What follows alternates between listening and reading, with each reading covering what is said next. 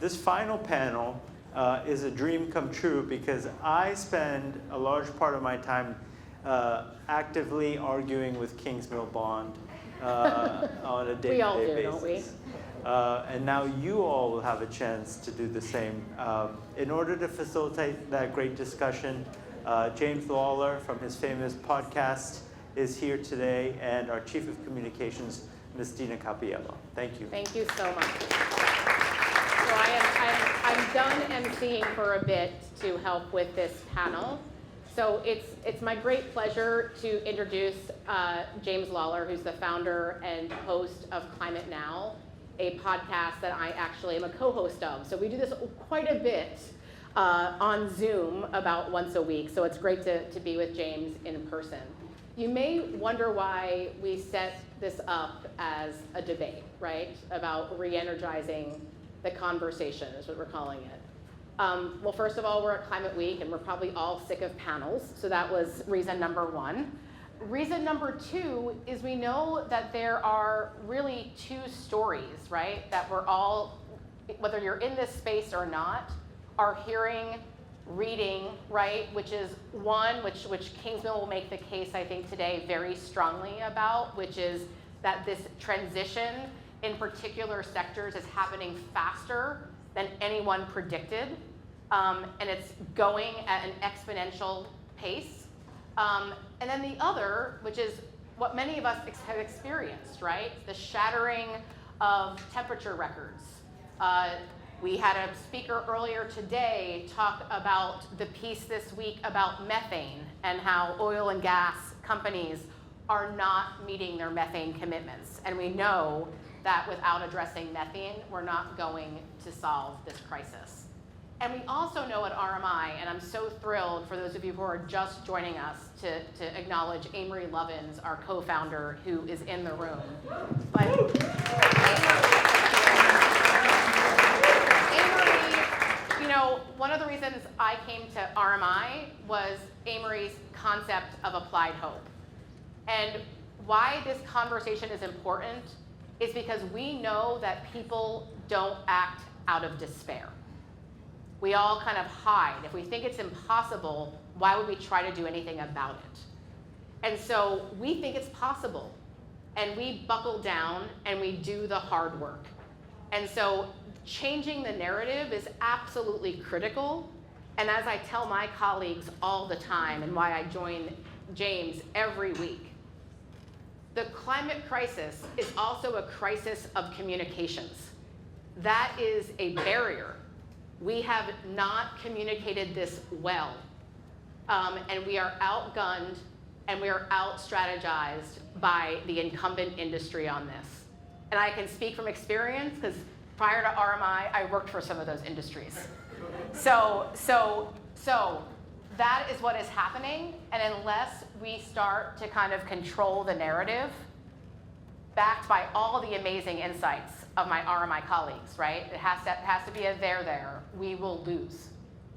So that's what this is about, and we hope you enjoy the format. I'm gonna turn it over to my colleague, James Lawler, and then I'm gonna come back and introduce the two sides, right? As a former journalist, I guess I needed a he said, she said, so.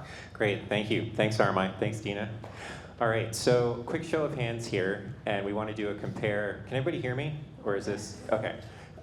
So we're going to ask who thinks the energy transition is going fast. If you could raise your hand if you think it's going quickly.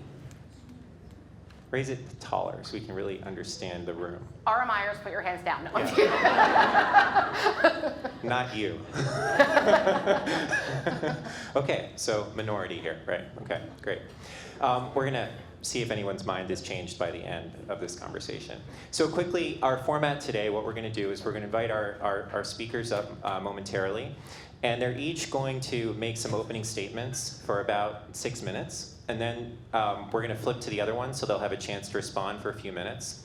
And then we're going to go through, we think we'll have time for about 5 questions, and we'll go back and forth. Each speaker will have about 4 minutes to respond, and then the other will have 3 minutes to answer. And that will take us to the end of the hour, or just about the end of the hour. So without further ado, Dina, would you introduce our speakers Yes. today? And we'll Yeah, get started. And one note, which is really exciting that I forgot to say, James is actually going to convert this debate into a podcast. Yes, we sometime are. now. So it will actually be out there after this. So Kingsmill, behave yourself. Okay. With that, I am going to introduce both of our speakers. The first, obviously from RMI, is Kingsmill Bond. He is an energy analyst and economist in our strategy team. Kingsmill, come on up, and he is going to be debating, in quotes, so I think you're gonna see there's a little bit more alignment than there is division. Aaron Denman. Aaron Denman is based in Chicago for Bain & Company, where he heads up the utilities and renewables practice in the Americas. We found, actually, Bain and Aaron because they do a survey every year of energy and natural resources executives about the pace of the transition. So what he will be presenting today is really the points of views at the people in the uppermost positions in many of the incumbent industries. So with that, we're going to start with Kingsmill, who's going to open up with his opening remarks. Great, fantastic. Good morning, New York. So it's fun to be here. Thank you for the intro. We are here to talk about the speed of the energy transition. So it seems only right to start by recalling energy transitions led by this great city of New York. This is a history lesson. In 1882, Thomas Edison built the world's first commercial electric station in Pearl Street. It's about 3 miles from here. It provided electricity to 400 lights. It was powered by coal. It belched out toxic gases, broke down so frequently they had to keep engineers on site to keep it running. It was fiercely resisted by the immensely powerful and connected gas lighting industry, and the station broke down after only 8 years. And yet, this was the spark that lit the future. And millions of people have devoted their lives to make sure that the many barriers to change were solved. 140 years later, we live in a world utterly transformed by this innovation, with generation capacity today about 10 million times larger than it was when the first steam engines at Pearl Street were put into action. And so it is with the energy transition. Change is hard. Incumbents do their best to slow things down by promoting the story of slow change, which is reflected in Bain's excellent survey. Barriers are everywhere, and we need to innovate all the time to keep growing. But make no mistake, a door to a new world has been opened and by the collapse in the costs of clean tech, and we're in the middle of a shift from one system to another system. So let me start with the easy part of my assignment, growth. So it's undeniable that clean energy technologies are growing quickly. I'm quite interested to see the survey that people don't necessarily see there, but I'm going to lay out some of the facts. Okay, so a decade ago we generated about 800 terawatt hours a year from solar and wind. In 2023 we generated 5,000 terawatt hours. So there you go, five-fold increase in a decade. A decade ago we sold 100,000 electric vehicles. Last year we sold 14 million. So again, extraordinary growth has been taking place. And this is a revolution that is cascading around the world because, after all, everyone has sunshine and everyone wants cheap energy. So China hit, well, too much talk about China, but nevertheless, China hit its solar and wind 2030 goals in July 2024. Europe is pouring money into clean tech in an attempt to escape from the clutches of Russia. The US, of course, as we've heard, is speeding ahead with the IRA. But what may surprise you is that actually this is also going on in the global south. If I look at Africa, Latin America, South Asia, and Southeast Asia, the global south is only 5 years behind the United States in terms of the deployment of solar and wind as a share of their electricity system. They're growing at 25% a year. Pakistan, for example, has nearly doubled the size of its electricity system in 2 years by installing cheap Chinese solar panels.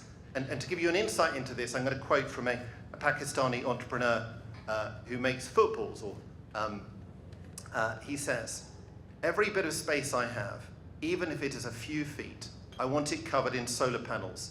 It's the only way we can beat our competitors in China and India." Now imagine that spirit repeated by millions of entrepreneurs in every single country around the world. In 2023, if I take global data from the IEA, solar panel sales, again, to give you a couple of stats, grew by 85%, wind turbine sales by 60%, battery storage tripled, and EV sales grew by 35%. Now, by any standards, that is spectacular growth that's going on out there. And that growth is now having a dramatic impact because the growth of the new first supplies all of the growth in demand, and then it pushes out the old. We have this peak, plateau, decline, framing of change. There are, of course, therefore, red flags of peaking demand taking place right across the fossil fuel system. So the global market for combustion engines peaked in 2018 at over 80 million units. It's now below 60 million, just 6 years later, as they're substituted by electric vehicles. ICE shells in China, the world's largest car market, are in free fall, down in the last month where we have data by 20%, 23%. In electricity, in the US, fossil fuel demand for electricity peaked in 2007, folks. It's down by 13%. AI is not going to change that. The latest data show that we will install globally 600 gigawatts of solar this year. That's huge. It's enough to mean that the peak fossil fuel demand for electricity generation quite clearly was 2023. That is the pivot moment in the pivot sector in the energy transition. So to look to the future, in technology transitions, the growth of new technology tends to follow its own logic. It's known to us wonks as an S-curve, which just means that growth keeps on going until you reach saturation. So this extremely rapid growth we have been seeing, we should expect to see it continue. Let me touch on the 3 reasons for this, and then I shall conclude. The first is technology itself. Clean tech technology just keeps getting better and cheaper. Solar panels get more efficient, batteries get denser. We're constantly figuring out new ways, as Amory will tell us, to improve efficiency and digitize energy. The second is energy security. Look around you. Renewables are everywhere.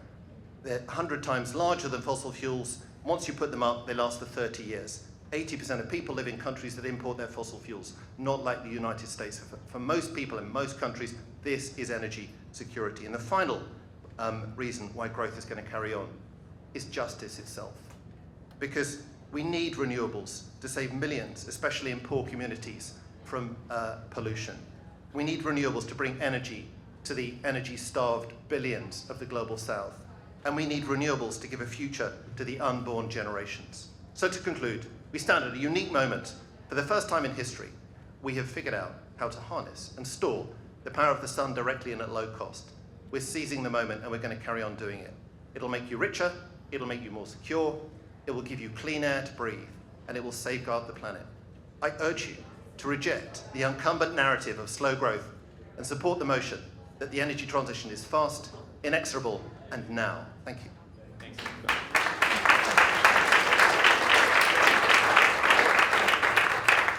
So, Aaron, for our opposing perspective, please. Well, first say thank you all. Thank you, James, Dina, Kingsmill, for the opportunity, and thank you for the participation. I think this dialogue of both sides is really important given the context we have. I will say, when you raised hands, I was surprised that I was going to be in the favorable position. But let me go through a bit of our research and why we did it. But before I get into some of the specifics, I want you to hear 2 themes, not just from my intro, but what I think will happen in this conversation. We think we're in a dual challenge. We have rising energy needs in a global population that's growing and becoming more prosperous. And at the same time, I think, as we all are saying, we need to dramatically reduce emissions. How do we meet rising energy demand while at the same time bending the curve on emissions? The second theme I hope you hear is sometimes phrased as optimist and pessimist, the cognitive dissonance that Dina mentioned. Let me phrase it as dreamers and doers. The dreamers who are envisioning what we can be and the solutions that we need to embrace. And the doers who are deep in the pragmatic changes of what needs to occur now, flagging the challenges that we must invent and overcome. So I want you to hear those 2 themes. As Kingsmill said, the energy transition has unleashed tremendous economic prosperity, technological advances, and lifted billions out of poverty. And this transition is going to be no different, but we do have that challenge. And in recognizing that challenge, a couple of years ago, what we undertook was, what are energy and natural resource companies feeling? What are they saying? And let's build a longitudinal view for how their perspective is evolving over time. Really focused on the pace of change, the role of energy transition businesses relative to their core business, what are the most attractive regions in the world to invest, and then what's the role of AI? And probably given your hands, you won't be surprised by some of the research we found this year, which is about 62% of companies, executives, believe that it's going to be 2060 or later from an energy transition standpoint. Now, this is 640-ish companies, 200 of the largest energy and natural resource companies in the world. So not just big, but many of the big ones, and small, and covering 45 geographies. And you ask why 2060 or later, they're still committed to the energy transition businesses, but ROI challenges are real. Inflation, the cost of capital has increased, the growth around the world and geopolitical uncertainty. All those factors weighing in. So 62% say 2060 or later. If you compare that to last year, it was 54%. So the challenges they're facing now over the last 12 months are saying it's going to be later. Now, I'm sure we'll get into more specifics across different perspectives, but I want to come back to those two themes. We are in dual challenge. If you look at the data comparing energy consumption, so take the x-axis to CO2, it has been climbing in lockstep. We must meet rising energy demand and completely bend the curve backwards. And I think, like most of you in this room, we need the combination of doers and dreamers. The doers who are flagging the challenges we must overcome, and the dreamers who are inventing those solutions. We need both to make this transition happen. Thank you. Kingsmill, I wonder if you could respond to that, and in particular, I think speak to this disconnect, at least that occurs to me between these rates of exponential growth, as you've described, which for anyone in the industry, these should be readily apparent. It should be fairly clear and tell a very hopeful story. And the results of a survey like the one that Aaron's group has conducted, which shows the opposite, namely a level of pessimism about the practicality of achieving the thing that we're actually seeing transpire. Like, I'm trying to understand that gap, and maybe you could address that. And are you a dreamer? First of all, I would like to start by thanking Aaron and his excellent team at Bain, not only for coming to the debate, but also for doing the tireless and vital work they did to do this analysis about how to drive change in the electricity system in the face, clearly, of very determined incumbent resistance to change, as documented by Leah Stokes or Michael Mann. And strictly speaking, it's not really a debate at all. We're both trying to get the best answer. And the good news there is that Bain is not alone. All over the world, there are countries and entrepreneurs and companies working night and day to find solutions. So no one individual can solve everything, not even Bain, not even their clients, actually. And that's why we have the market to solve these complex and difficult issues by pouring the talents of millions to solve them. There's even a rule for this called Orgel's second law. Essentially, the market is cleverer than you are. And all over the world, people are figuring out the solution. So then, let me think a little bit about the survey. So one of the first things they teach you in analysis, obviously this is not new to anyone in this room, is to look at who is being surveyed. So here the clue I would suggest in the analysis is to look at the share of capital expenditure which these surveyed companies have going to clean tech, to new solutions. It's 24%, folks. This is the incumbency. So this is not a critique of Bain at all, because it's simply the people whom they talked to. They're talking to the incumbents, and they're talking to not to the insurgents. Well, guess what? In transitions, any transitions, it's not the incumbents who drive change. And what I'm talking about is laid out by, of course, Clay Christensen in his famous Innovator's Dilemma. It's encapsulated in Upton Sinclair's famous dictum that it is difficult to get a man to understand something when his salary depends on his not understanding it. That's what happens when you ask incumbents, or the famous advice given to Henry Ford's lawyer in 1910. The horse is here to stay, but the automobile is just a novelty, a fad. That's what incumbents always think at times of rapid change. And at times of rapid change, perception moves more slowly than reality. They're moving on to this question, are we dreamers or doers? This is very insulting for us in RMI. RMI, we're all doers. Except for me, I have the luxury, along with my great team, of actually doing a little bit of dreaming. But let me ask you, who are the dreamers in this energy system? Because what are we saying? We're making a very simple observation that there are a number of small modular technologies which are clearly enjoying learning curves, whereby they get cheaper every year, and are clearly following standard S-curves of deployment, whereby they get bigger every year. That's not dreaming, folks. That's just reality. In fact, the dreamers in this debate are the people who make highly optimistic forecasts about the future based on little evidence and a lot of hope. The true dreamers, or the true Pollyannas, are those who argue we can continue to pour pollution into the air and take it out one day in the future, even though carbon capture technologies are expensive and have no learning curve. The dreamers are those who argue that humanity will stop innovating and our policymakers will prop up the fossil fuel system in spite of the pressure of billions to avoid climate catastrophe. The dreamers are those who hope that in spite of cheap, universal, clean energy, fossil fuel prices somehow can stay at levels just high enough to pay their bonuses. Those are the dreamers, folks. There are idealists and realists in this debate, and we are the database realists. Thank you.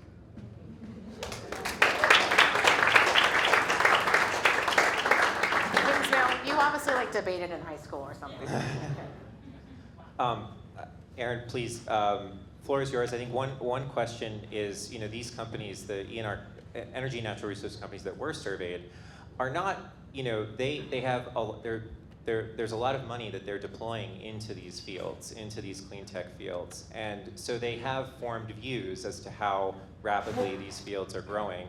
And they've had to do so looking at the same data that Kingsmill is looking at. So I'm curious to hear, your reflections on really the same question. Why is there this dissonance between the two views? Yeah, no, and I appreciate all the facts that Kingsmill shared, and it's the combination of some historical data, and then we're at a cliff, and the net zero scenarios will magically take over, and we're there. I think this reality is how difficult some of these projects are. Just look at the announcements in the last 48 hours of 2 projects on clean hydrogen in Norway being canceled. And if you look at some of the challenges, right, we've done a lot around incentives. We've done a lot around supporting the build out of those hubs. The demand hasn't shown up. And we need the demand side to actually come and take place. That's one of the practical challenges that they're facing. Look, you want to say they have capital and skin in the game. They do. Do they want to make money? Yes. And would they love to make money on clean solutions too? Yes. There are some structural challenges that exist today. Let me give you one, because I know there's a lot of data on renewables in Kingsmill's research, which is fantastic. You should definitely take a read of it. There's a lot of amazing stuff in there. Building solar is actually relatively straightforward and simple. It doesn't take a long time to construct a solar field. The permitting process in the US right now, large data centers, which we see a lot of in the US, they want renewables. They cannot get, you want a 500 megawatt data center site, they can't get renewables connected until 2028 or likely 2029. In Europe, onshore wind takes, in some member states, 9 years to get permitted. Ground-mounted solar takes 4 years. Even that is faster than the transmission to wheel the power. So if we need to wheel power from different locations, I'm not saying we won't do distributed in many ways. These are 10-year builds. And in many of the regulatory paradigms that exist, they say, I want certainty of that demand before I allow you to construct the transmission. We need to change those things. We won't build the transmission without the certainty of demand, and certainty of demand won't show up unless we have infrastructure to build it. And there are some of these dynamics that we're going to need to face. And it's not just incumbents saying certain things, but it's showing up actually in data. Of the CDP filers, 30% are well behind on scope 1 and scope 2. 50% are well behind on scope 3. In March of this year for SBTI, 29% of companies were removed from SBTI for non-compliance. We've done so much on renewables across the world. In China alone last year, we added 47.4 gigawatts of coal. It's not sufficient. We have to make a change. So there is tremendous progress, and there is no doubt, if you look at the facts of the data, that there's been a lot of solar development, a lot of wind development. But there are structural challenges that we must face if we're gonna move even faster. It shows up in the data, not because they are holding it back, and you could argue that some might be. That's not for this conversation, or at least my position. But they're recognizing there are challenges to make the economics work, to build fast enough. And we have to go after those impediments to make this go faster. Thank you for that.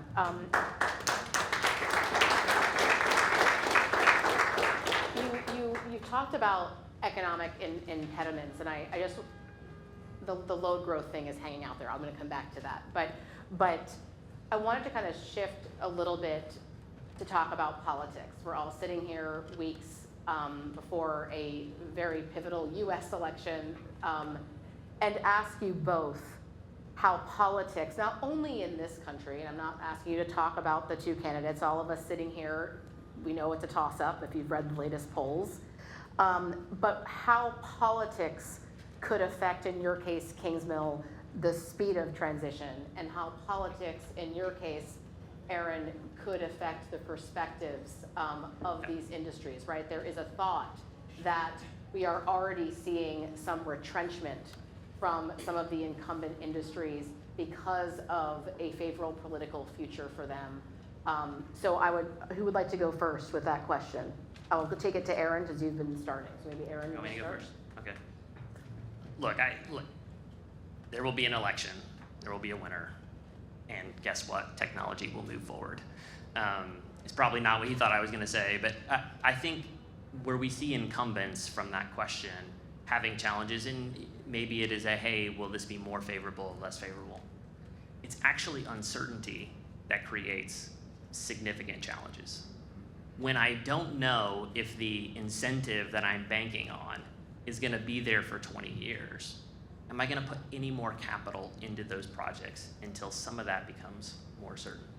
And the IRA is unbelievably fantastic. Many will say it's too short. And given some changes, there are questions of how long those subsidies will remain.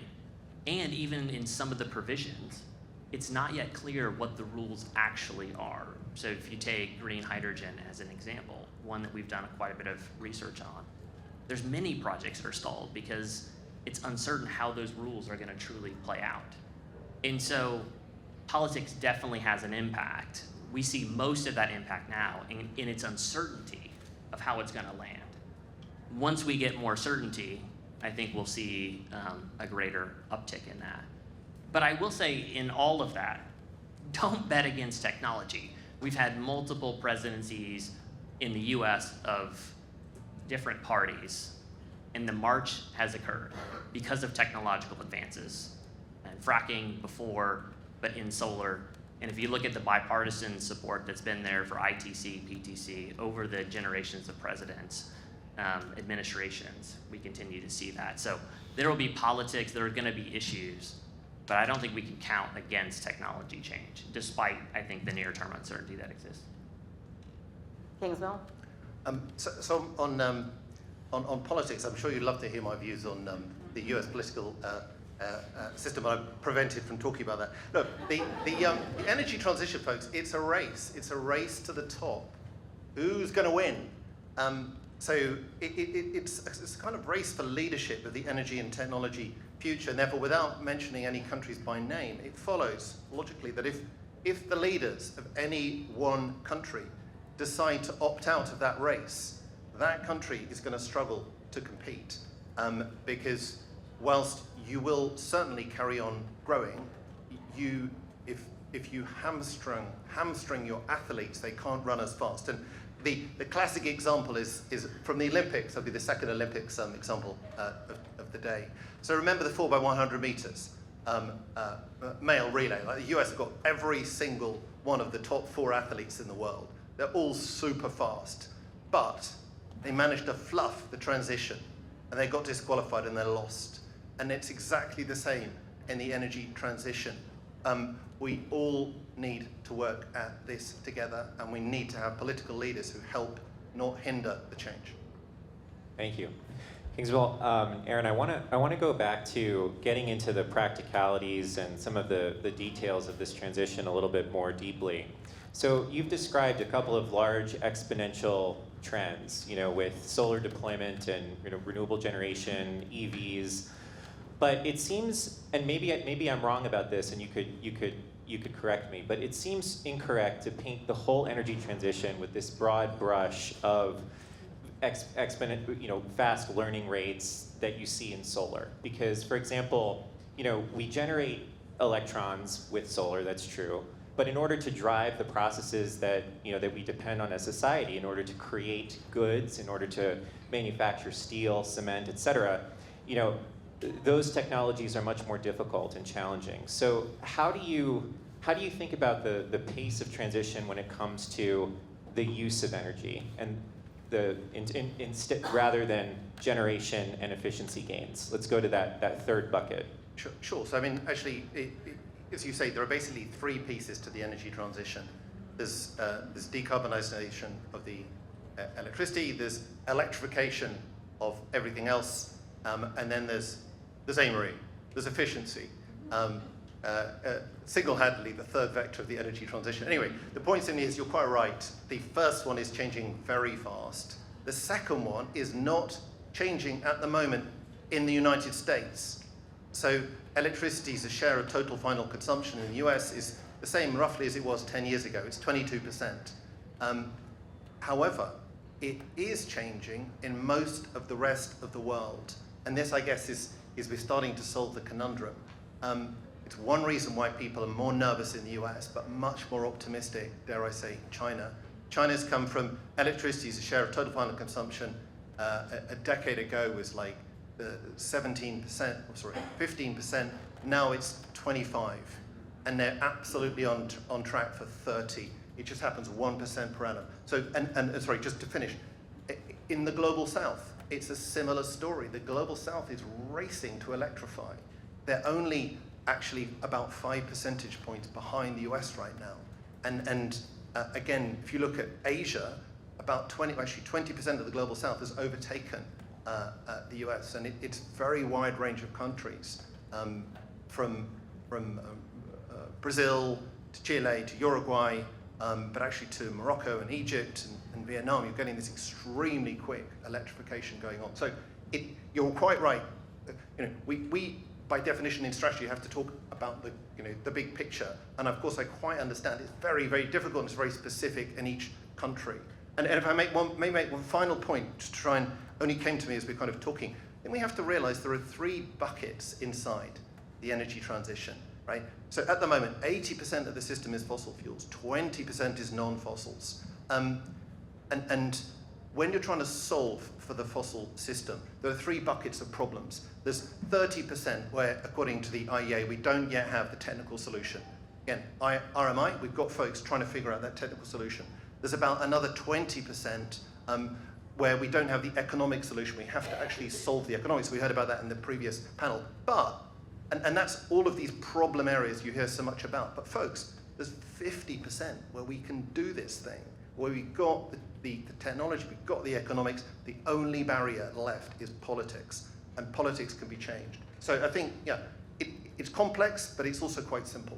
And so when you talk about the rest of the world being faster, you're principally talking about road transport and heating and cooling, or are there other things, or is that not right? Or well, when you actually, say that China's moving so quickly, The most exciting story Yeah. is the electrification of light industries. It's one of, again, my colleagues are very bored about hearing me talking about this, but the electrification of light industry in China is an astonishing story.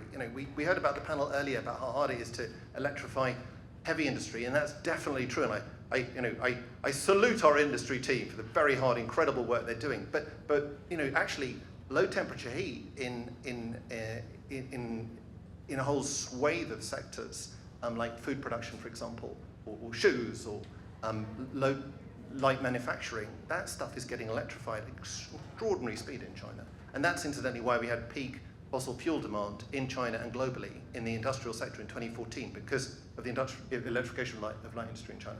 So, Aaron, I wonder if this is maybe where some of the gap is occurring, because we're hearing about the accelerated rates of change in electricity generation. We're hearing about light industry. We're not necessarily hearing about sort of the heavy industrial type projects that traditional energy natural resources companies invest in or are part of. And this is, I'm speaking outside of my comfort zone right now, so maybe I'm wrong about that. But I'm curious if maybe this is part of the difference here. It just, these companies don't play in the spaces that are seeing all of this change. Is that part of this? I think it's part of the story. When you're in a emerging economy, and we can argue if China's still there, you're building new. And in many times when you're building new, you're thinking about what's the best choice that I have right in front of me now, and electrification is a big trend in that. In some parts of the developed world, it's incredibly challenging to be able to sort of convert what exists today into something in the future. I'll give you an example. Petchem facility in the southern part of Texas is deciding that they want to move from fossil assets to cogeneration. That cogeneration move is 400 megawatts. 400 megawatts. I'd love to do that with solar. Is there enough land nearby that facility? No. They're going to wheel that power from somewhere else, which requires additional transmission capacity because there's transmission constraints down in the southern part of Texas around Houston. And so they're like, what do I do in that solution, right? I'm going to drive as much energy efficiency as I can. Those are slam dunks from an ROI standpoint. Energy efficiency should be all over. But when you go from something that is an incumbent, but with structural challenges, right? Take the spaghetti that exists in the petchem facilities. To be able to electrify that has some enormous challenges to do that. And so that's the stuff they're struggling with. You can look at what Dow has done in the western part of Canada. Again, building new. We can think radically different about a new facility and how we construct that. If you look at the global south, one of the largest ports, or maybe it is the largest port in India, has built an entire industrial hub, because as they built that out, they were being really thoughtful about how to interconnect all of those things. And then maybe one of the other challenges that I think underpins some of the difficulties if you take the US versus Europe. Electricity prices in Europe, and I will differ by member states, is 2 to 3x the price in the US.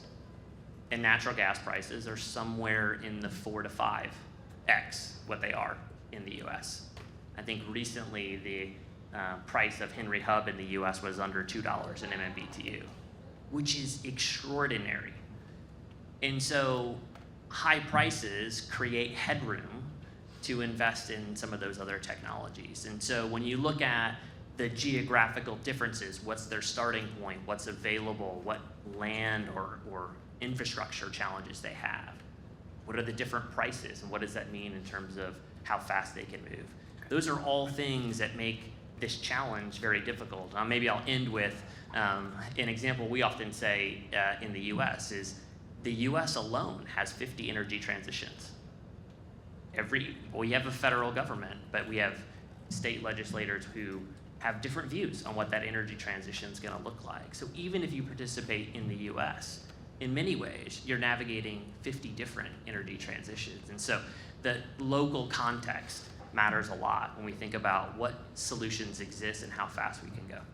Can I ask you one follow-up on that? Of course. I'm curious if to the degree that you've had direct interaction with these companies that participated in the survey, and if you ever ask, what would be significant changes that would drive increased optimism towards this sector? Like what kinds of things, what's the answer to that? Like what would stimulate more capital, more enthusiasm? Demand. I mean, it's the answer that they all say. And that's, I think, one of the really big challenges they have. In West Texas today, and again, I'm using some US example because the price is so low. In West Texas, with excess renewable energy, you can create green hydrogen for about $1.50 a kg. Yeah. There are some, when you stack IRA credits, will say it's so cheap we could flare it. Now, you're not allowed, per the rules, thank goodness. But some will argue it's so cheap you could flare hydrogen. You would think people would be lining up for that. But on the other side of that, they're saying, wait, like, I have existing infrastructure that I need to convert. You need me to pay for a 20-year offtake commitment so that I can meet that. I have, in many of the complexes that are gray today in the US, particularly West Texas where you want to use it, they need 24/7. Can you guarantee 24/7? Those are some of the challenges they're sort of working through. And so I think if we can get the demand side, you're going to see a lot of projects tip. And then I think the other thing, and this is not alone to the US, but you see this in Europe as well, we really need permitting reform. It takes so long to build anything. And for the stuff that's really hard, it takes way too long for us to build something. I mean, building a transmission line that takes 10 years, it doesn't technically take 10 years. But the entire process from when we need to construct it to when it's in the ground takes 10 years. It's extraordinary how long some of those things take. So those are two examples of, I think, if we could see some real demand side tick, I think you're going to see some of those projects accelerate. And then for large infrastructure, if we could see some permitting reform, again, US and in Europe, I think we're going to see faster growth. Thank you for that. So many questions, but I know I've got 2 left, I believe. I want to get back to that third pillar, right? So we talked about decarbonization, we talked about electrification, and the third pillar being efficiency. And Amory's here, and I'm saying this as I'm going to try to channel him, which is very, very challenging. But we talked about demand, which is more, right? Not efficiency, which is less. When it comes to load growth and estimations of load growth, there are some to believe that they're not factoring in efficiency gains and technologies over the course of that timeline. So do we really have to bend the curve this way? I'm going to turn it over to you, Kingsmill, first, because I want to kind of get your viewpoints from what your research and RMI research about where we are on efficiency and what has to be done, and maybe a viewpoint as well on this idea that we can only meet this load growth if we believe it's a valid, right, estimation with more, and some of that more is fossil fuels. So, well, first of all, we all need to acknowledge that Amory in 1976 addressed this issue. And I don't know if you want to speak, Amory, but maybe after this debate, but he basically, if I may paraphrase, said that actually there's more efficiency coming through than you believe will happen, and therefore expectations of a rising demand far too high. And he was right then, and he's still right. Efficiency gains still coming through at around 2 or 3% per annum. What's interesting, for what it's worth, is that global GDP growth is slowing, global population demand growth is slowing, and actually, and efficiency is rising. Actually, those two lines are going to cross in the 2030s, so there's not much room left for primary energy demand growth. But just to come on to this issue of load growth, because I know in the US, people are very excited about AI and the idea that AI might suddenly drive a huge surge in electricity demand. I mean, guys, I've got news for you. We've been hearing this story for 20 years. There's something called Kumi's law. Kumi's law basically says that every doubling it basically says that every 18 months the energy required for processing halves. And they're just forgetting Kumi's law in their calculation. So AI will add to electricity demand, and it's going to add a few percent, but in the context of the giant US system. It's certainly not going to radically change the situation. And then final point, if I may make, about efficiency. And here I'm going to try and challenge the work by my brilliant colleague Dan Walter, who's in the room. So forgive me if I get it slightly a bit wrong. But anyway, the point to me is that we've got two types of final energy. It's like work type stuff, which is electricity, or technically in physics terms, electricity and transport, and your heat type stuff, which is heating stuff up. And we've got two inputs into that system to provide this energy. One is heat, which is burning stuff, and then the other is work, which is renewables.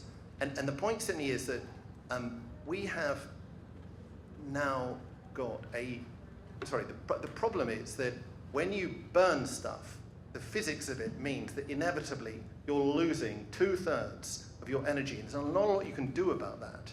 So we now have a situation where a century ago we basically had a heat-to-heat system. Now we've got half of our final energy demand is actually work, but we're still pouring heat with huge losses to generate that work. And folks, we don't need to do that anymore because we've got this wonderful thing called sun and wind. So what that means is, therefore, that we will undoubtedly reduce the amount of primary energy demand that we require over the next 10 or 20 years. And that just makes the entire energy transition dramatically easier. And this, incidentally, is why the kind of Exxon framing of rising population demand, rising wealth, doesn't mean rising primary energy demand. Of course, it means rising useful energy demand. That's what happiness is. But it doesn't necessarily mean that primary energy demand will increase. And that just makes this entire energy transition much easier than people realize. To what degree have you guys thought about how to increase the efficiency gains, year over year? Like 2 to 3%, is that what you said? So how does that number go higher? Well, I'm now very scared with Amy in the room.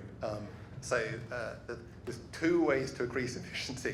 One is the easy way, which I focus on, which is simply that when you convert, just because of the mass of the situation, when you're getting your useful energy from solar rather than coal, you're getting, solar is basically 100% efficient, and coal is only 33% efficient, or gas is only 40% efficient. So you get a 1% actually addition. So if efficiency gains have been averaging about 2%, they're going to average about 3% just from the maths of it.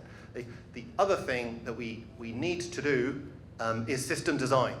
As Amory says, we need to be massively improving the way we are actually using these end-use technologies. And again, that's where it starts to get incredibly complicated, but there is huge opportunity to dramatically reduce the amount of energy that we get in order to get the heuristics we wish for.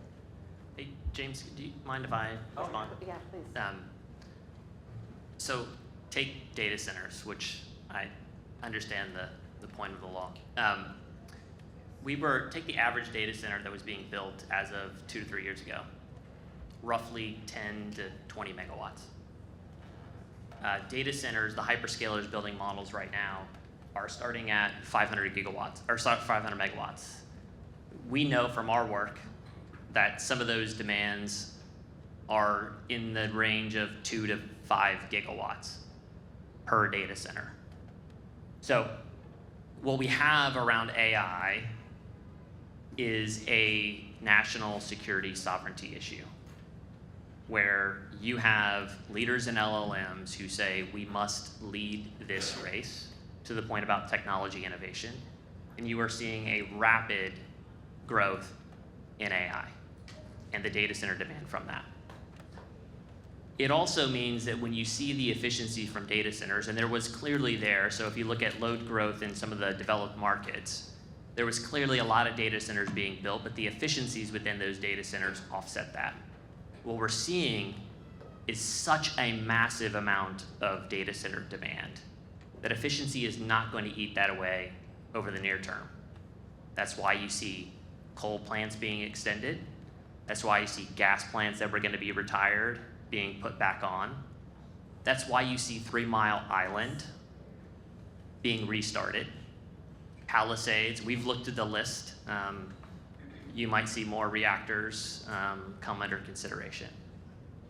Now look, the hyperscalers have a long-term commitment and they're not backing away from that. So what we're hearing, what we're seeing, what you should think about is what happens over the short term and what happens over the long term. It is hard for me to believe that you won't see an increase, a significant increase in load over the short run. Perhaps I'm wrong, perhaps these things will fail and we're running scenarios on that. But the load growth is extraordinary. E.ON in Germany says that their queue, which already has signed up, is 6 gigawatts. For those of you who are in Germany, I don't remember the exact number of stats the CEO said, but it's like as large as 3 or 4 cities in Germany combined. And so we are talking about really large load. For the energy transition, you can take chip manufacturing, you can take battery manufacturing, a lot of that what's happening in the US. There's one in upstate New York, which is entirely bigger than many of the cities that are up there. It's so big, it's actually more energy consumption than the entire state of Vermont. Vermont's not a huge state, but by comparison, it tells you that it's really extraordinary. So we have to figure out how we meet this need in the near term as clean as we can, but not lock into long-term commitments which make our energy transition even more challenging. So, Kingsmill, I'm wondering if you could sort of, and if I don't mean to put you too much on the spot here, but you seem like someone who might know the answer to this off the top of your head. Compare kind of the load growth scenarios that we just heard from Aaron with the amount of renewables projects that are in the queue today, like that could come online if they could get permitted, you know, if that, essentially projects that are planned, which, you know, which could come online. Just to, you know, to square those two for us, you know, are we really, is the problem that we cannot build enough renewables and hence we have to do these other things, or that it's some, you know, legislation sort of process change which then unlocks everything Aaron just said plus maybe a bunch of other things? Like how should we make sense of that? So this is one of those happy moments where we can actually rely on the data. So that these very large numbers, and Aaron is completely right, and I salute you, they're very big numbers, but they need to be put in context of a very, very big system. So if you take the International Energy Agency data, and again, it's all very publicly available, you can see the chart.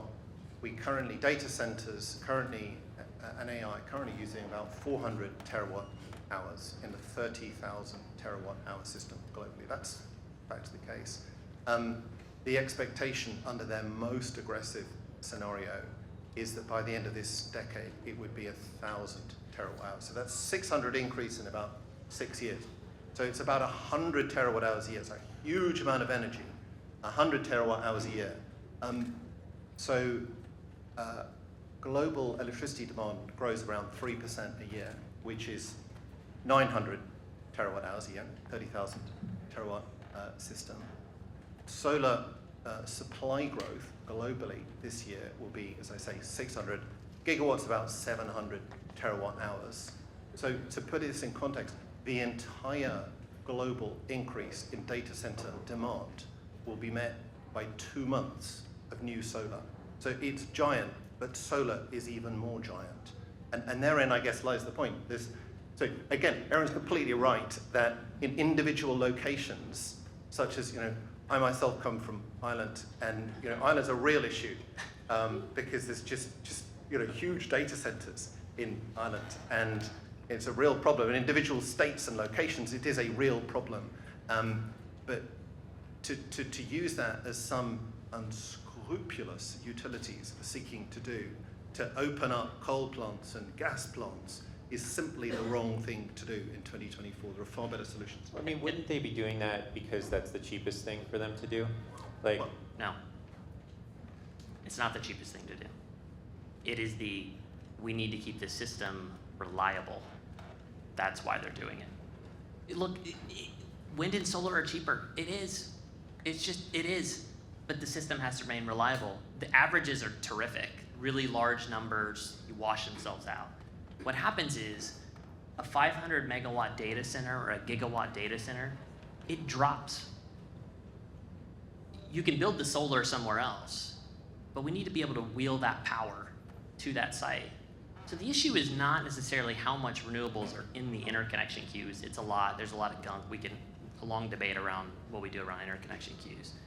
The challenge with data centers is not that in aggregate it's small relative to large. It's that when those data centers show up, they're extremely large, and there is massive transmission capacity issues that we're going to need to face. And that isn't just a US issue. You see it in other parts of the world. But that's where it's not a macro issue. It is a very local issue that has to be solved. And those who are sitting on it are saying, look, I have constituents, I have customers, all of you, that I want to make sure have reliable, safe, affordable power. And I now have to interconnect in a 500 megawatt data center. How do I do that to make sure that when there is extreme heat or whatever, that's reliable? And it takes so long to get transmission capacity. You're seeing choices being made, which we know from many of those conversations they do not like to have to make. Thanks, Aaron. So final question here. I'd love to hear from both of you guys on this. I'll start with you, Kingsmill. So we've talked about a lot of technologies. One that we haven't really talked about is batteries. And I know RMI has done a lot of work with microgrids and testing these things. And just speaking to the point, to the scenario that Aaron mentioned, how far away are we from generation and storage solutions, powering data centers locally, or nearby, so that you wouldn't have to extend the life of a fossil plant, for example? Okay, I mean, we need to be a little bit beyond this data center argument. So it's Sure. It's Well, not the only debate in the energy system, with all due respect. But look, let's talk about batteries. Right. So again, with batteries, we have this extraordinary story going on. We guess we should have talked a little bit more about it. But I mean, the batteries again are growing at 30% a year. Storage batteries tripled last year. They're going to double again this year. So you have this incredible growth story going on in batteries. And there's this kind of long-standing concern that we don't have enough minerals. Again, my colleagues Dan and Sam on the back here did a very brilliant piece of analysis which demonstrated that actually when you improve chemistries and you recycle, you're not going to need huge amounts of new minerals. And in fact, you're going to have peak mineral demand for batteries in the 2030s already. So batteries is another unsung hero of the energy transition, which will make possible this type of growth. And increasingly now, again, as folks here know, developers, when they're building systems all over the world, they're putting batteries in. So you're actually getting 24-hour solar effectively because you've got batteries with it. So it does absolutely change the dynamics of what is possible. And I think this, again, makes the wider observation, what I made earlier about Orgel's second rule. We cannot possibly forecast in detail how every single new innovation will work, but there are just innovations coming through all the time. And again, the folks in Bain doing a great job to commercialize and get these innovations out as quickly as possible. Of course, there are specific instances where it can't be done. You might need a bit of coal or gas, or the Dunkelflaute that the Germans talk about. That's absolutely fine, but it's not going to stop the wider change that's going on. Aaron, your response and final remarks? Again, I wouldn't bet against technology. I think batteries are going to have a really important role. We wrote something probably a decade ago now on the holy grail of the energy system, and batteries was one of those. I will say we're going to need long duration storage. We're sitting here in New York. If you were to take the winter peak, and I'll get the data exactly, I won't get it perfect, but the winter peak is likely going to be something in order of 2 to 3x what the summer peak is. And so when we think about the amount of energy in a city like New York, the current technology, the current duration, as much as we can do around that is obviously going to be important. But to solve something that dramatic, we are going to need to see a growth in longer duration storage as an alternative to just lithium-ion that's used today. Any final thoughts, Kingsmill? Well, this is a happy moment. We're totally in agreement. I think, look, it's very clear there are endgame problems everywhere, and winter demand is definitely one of them. So it is true that we don't, in 2024, have solutions for the last 10 or 20% of the fossil fuel system. But our story is about disruption to a system which is 80%. So again, I'm a simple finance guy, but if you're selling widgets and you're selling 80 today, and in 30 years' time you're going to sell 20, That's not a great business position to be in. So I think it's important to realize that this fossil fuel industry is on the cusp of disruption as a result of this new stuff coming into the system. So with that final vote here, Yeah, I'll go. okay, show of hands. Who thinks it's going faster than they thought when they came into this room? Let's ask that question. Oh, all right. Some differences there. Dina? Just wanted to thank everybody for coming. This concludes our program for It's Time to Re-Energize, our first ever all-day event at Climate Week.